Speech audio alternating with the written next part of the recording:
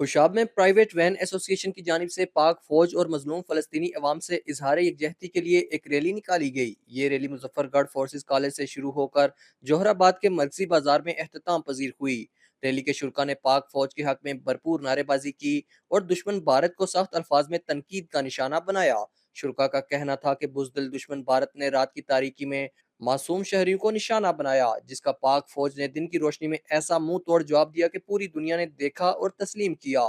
شرکا نے فلسطین میں جاری اسرائیلی مظالم کی بھی شدید مذمت کی اور حکومت پاکستان سے مطالبہ کیا کہ فلسطینی عوام کی مدد کے لیے عالمی سطح پر ٹھوس اور مؤثر اقدامات کیے جائیں۔ ریلی کے شرکا نے مطالبہ کیا کہ فلسطین میں خوراک اور ادویات کی فراہمی یقینی بنانے کے لیے فوری اقدامات کیے جائیں۔ اب وقت یہ تقاضا کرتا ہے کہ کل ہم نے خدا رسول کو منہ دکھانا ہے، ہمیں یہ قرض اتارنا ہوگا، ہمیں آقا کریم علیہ الصلوۃ والتسلیم کے صحابہ و اہل بیت کے طریقہ کو زندہ کرنا ہوگا۔ جس طرح اپنے ملک کی حفاظت کرنا ہم پر فرض ہے، اسی طرح طول و عرض سے مشارق و مغارب میں ہر نبی کے امتی کا مددگار ہونا بھی ہم پر فرض ہے۔ ریلی کے اختتام پر پاک فوج، پاکستان کی سلامتی اور فلسطینی عوام کے لیے دعا کی گئی۔